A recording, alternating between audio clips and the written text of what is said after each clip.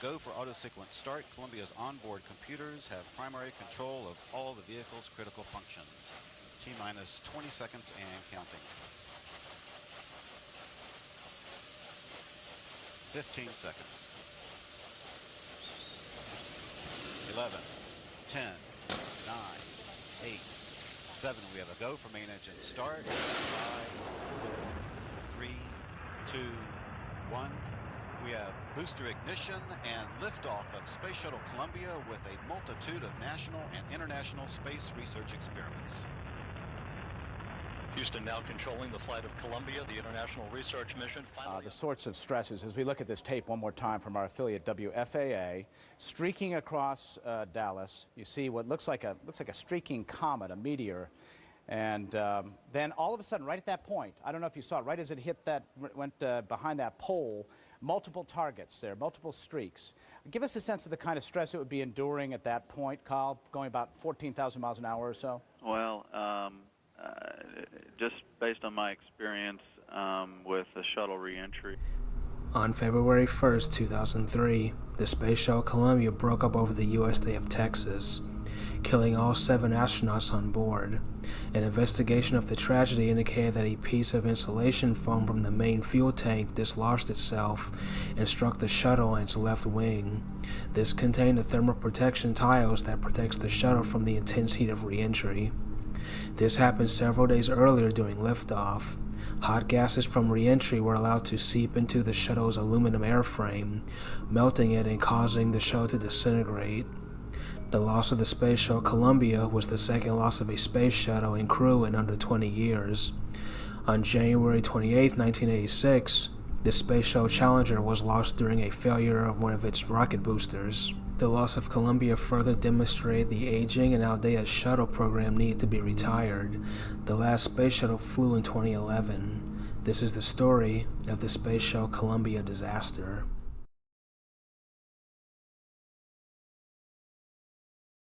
Following the end of the Apollo moon missions in the early 1970s, the National Aeronautics and Space Administration, or NASA, created a program called the Space Transport System, or STS, that would be more inexpensive and efficient than the previous NASA missions. Engineers developed a reusable system that consisted of 2 reusable rocket boosters, a large center fuel tank, and a reusable airplane-like vehicle called an orbiter. In order to get funding for such a project, NASA sold the idea of the space shuttle being reusable and able to deliver, repair, and return satellites back to Earth. The American military was also interested in the shuttle since it could be used to retrieve enemy satellites. Work began on the shuttle project in the mid to late 1970s, with test flights of the orbiter beginning in 1977. By 1981, the new space shuttle program was ready for its maiden flight. On April 12, 1981, just 20 years after the first ever manned space flight, Space Shuttle Columbia lifted off from the Kennedy Space Center in Florida. The first space shuttle, STS-1, was commanded by pilot Robert Bob Crippen and Commander John Young. Young previously walked on the moon on Apollo 16. The mission of STS-1 was to prove the flight worthiness of the system. While the space shuttle worked rather well, engineers began to notice issues with the space shuttle's thermal protection system, or TPS. The thermal protection system protected the shuttle from the intense heat of re-entry into Earth's atmosphere. On the shuttle orbiter, the system consisted of hundreds of specially designed silicate tiles that covered its outer skin.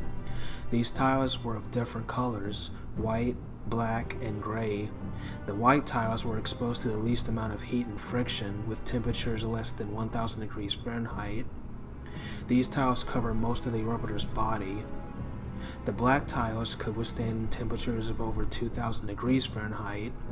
These tiles covered the whole underside of the shuttle's delta wing. Finally, the gray tiles, known as reinforced carbon-carbon, could withstand temperatures of up to 3,000 degrees Fahrenheit. These tiles, located on the leading edges of the wings and nose cone, witnessed the most intense part of the re-entry process, with temperatures over 3,000 degrees Fahrenheit. During Columbia's maiden flight in 1981, and in subsequent tests prior to the launch, some of these tiles began to shed from the orbiter's main body. This was deeply troubling since the tiles were the only thing keeping the crew alive during the re-entry process. Scientists had to then come up with a form of epoxy glue to keep the tiles in place. Although the tile issue was a constant concern, the shuttle flew and performed tasks as expected. However, the proposed concept of the shuttle being used as a quick delivery truck and a fast gateway to space soon became anything but. The shuttle had far fewer launches than intended. Fearing that Congress would cut funding for the shuttle program, NASA wanted more launches to take place. This was something called Go Fever. Maintenance issues were often sidelined in favor of more aggressive launch schedules. This would ultimately prove disastrous when on January 28, 1986, the Space Shuttle Challenger exploded 73 seconds after launch due to a failure in one of the solid rocket boosters, or SRBs. Hot gases seeped past a rubber gasket known as an O-ring and burned a hole in the large external tank, or ET, causing the fuel to ignite and explode. The disaster killed all 7 astronauts on board, including Krista McCullough, a civilian schoolteacher turned astronaut. The Challenger disaster caused the shuttle program to be grounded for 2 years while adjustments were made. Following this, the shuttle flew again in October of 1988 and enjoyed a number of successful milestones, including the Hubble Space Telescope, the collaboration with the Russian space station Mir, and the building of the International Space Station.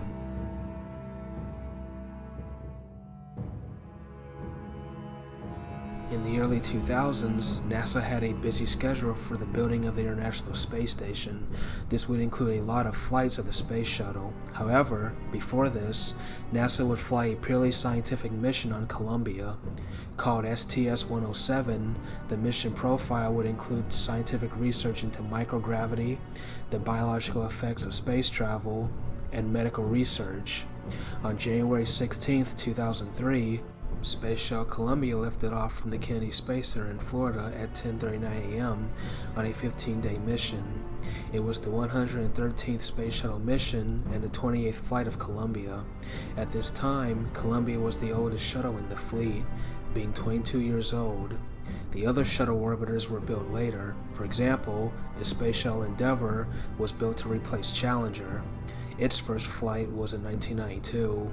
The crew of the STS-107 was Commander Rick D. Husband, pilot Willie McCool, mission specialists David M. Brown, Kalpana Chawla, Michael P. Anderson, and Laurel B. Clark. For the payload specialist, former Israeli fighter pilot Ilan Ramon was selected. He was Israel's first astronaut. Rick D. Husband was born in 1957 in Texas and earned his pilot's license at only 18. Husband would then join the Air Force, where he would become an instructor for the F-4 Phantom fighter jet. By 1987, he had logged over 3,800 flight hours in over 40 military aircraft. Husband was selected for the Astronaut Corps in 1994. William C. McCool was born in 1961 in San Diego, California, and was a member of the Boy Scouts. McCool then joined the Navy, where he became a naval aviator in 1985. McCool was a fan of the British rock band Radiohead and John Lennon. In 1996, he was selected for the NASA astronaut program. STS-107 was McCool's first and only flight. David M. Brown was born in 1956 in Virginia. He joined the Navy, where he became a flight surgeon and then eventually a Navy aviator. In his time in the Navy, Brown accumulated over 2,700 flight hours. STS-107 was Brown's first and only space flight. Kalpana Chawla, also known as KC, was born in 1962 in the town of Karnal, India. As a child, she was fascinated with airplanes and aviation. In 1982, she moved to the United States and earned a Master's of Science degree in Aerospace Engineering in 1984. After becoming a U.S. citizen in 1991, Chawla worked her way through NASA before being selected for the astronaut program in 1997. Mission STS-87 on December of 1997 was KC's first flight. In her free time, Chawla was a fan of hiking and enjoyed going to music concerts. Michael P. Anderson was born in Plattsburgh, New York in 1959 and joined the U.S. Air Force when he was of age.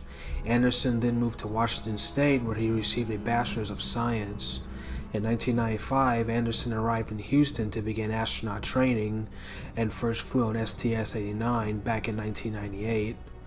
Lauren Clark was born in 1961 in Wisconsin and was a member of the Gamma Phi Beta sorority. She also held a civilian radio license. Clark then joined the Navy, where she was stationed as a flight surgeon in Pensacola and made several additional deployments before applying for the astronaut program in 1996. STS-107 was Clark's only spaceflight. The last crew member on Columbia was Ilan Ramon. Ramon was born in 1954 in the Israeli town of Ramat Gat. Ramon's father fled Nazi Germany, and both his mother and his grandmother were both Holocaust survivors. Per Israeli law, Ramon served in the Israeli Defense Force. In 1981, Ramon participated in a military campaign called Operation Opera, in which Israel bombed an Iraqi nuclear reactor under construction. Israel had accused Iraq of constructing the nuclear reactor to make nuclear weapons to attack Israel. Ramon was selected by NASA for astronaut training in 1997, and STS-107 would be his first and only spaceflight. Following the launch, the crew of Columbia began to get to work on various scientific experiments. The work was rigorous and long, but all the crew performed their tasks without incident. However, back on Earth, NASA engineers were concerned. Per NASA protocol, numerous cameras and recording devices were set up to record launches for analysis and records. In one of the cameras, a mysterious object is seen hitting the side of the left wing. It was soon determined that the object in the video was a chunk of insulation foam from the main fuel tank. In the past, foam shedding and foam strikes of the orbiter were observed, but NASA often downplayed the damage and stated that the anomaly was simply a maintenance issue as opposed to an engineering issue. NASA engineers debated the seriousness of the strike, but ultimately concluded that it posed no danger to the orbiter.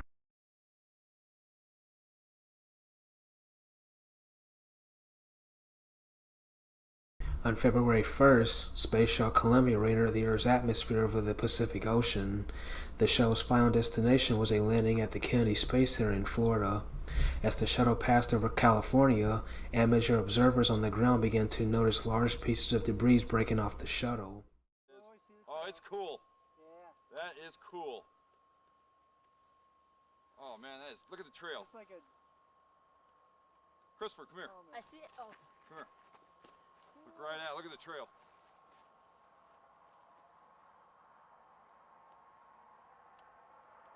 Wow. Oh, that's beauty. There's 7 people in that thing. Yeah. Wow.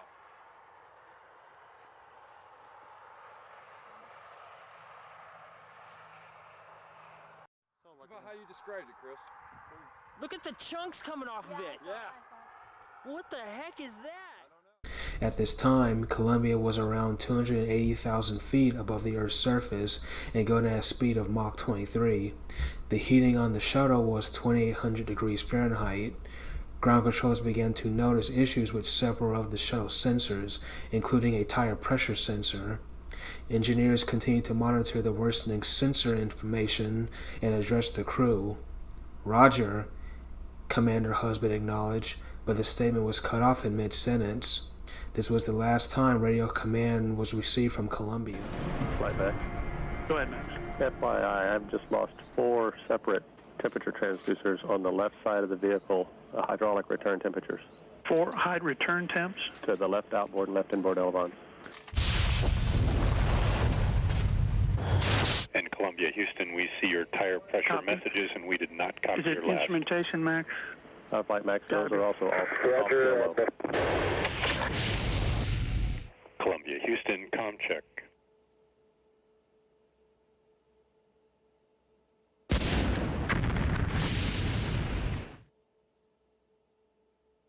Columbia, Houston, UHF comm check. Soon after, multiple witnesses reported loud sonic booms and mysterious flaming objects streaking across the sky over Texas. Mission Control, which was trying to reestablish contact with Columbia, received several news reports of what was believed to be the space shuttle breaking up. At 9:20 a.m., NASA officials confirmed the loss of Space Shuttle Columbia. Following the loss, Mission Control initiated contingency protocols in which officials and investigators were not allowed to leave the premises and collect all available data and information regarding the loss of Columbia. President George W. Bush addressed the nation later that day on the tragedy. Officials cautioned curious bystanders not to touch the shuttle remains due to the hazardous chemicals and propellants on board the shuttle. The remains of the shuttle impacted in the far east of the Texas countryside. All 7 astronauts on board perished. Investigators were able to recover and catalog 83,900 pieces from the Columbia, although 40,000 pieces were never identified. Remains are still being found due to a severe drought lowering water levels in Texas and exposing debris. Following the incident, NASA convened an investigative committee called the Columbia Accident Investigation Board, or CAIB. Attention quickly fell on the video footage 15 days prior to the launch, showing a mysterious object hitting the left wing. It was determined that this was a large piece of insulation foam that impacted the very important reinforced carbon-carbon tiles on the leading edge of the wing. A test was set up to simulate foam shedding at launch speeds, and the test showed that a foam brick the size of a briefcase hit the side of the wing, puncturing the tiles. During re-entry, hot gases were allowed to seep into the fragile aluminum airframe. The frame began to melt, causing aerodynamic stresses on the vehicle. The crew tried to compensate for the loss of control, but ultimately the shuttle was destroyed by the aerodynamic forces as Columbia's left wing detached from the rest of the ship. The breakup likely occurred at an altitude of around 200,000 feet over Texas.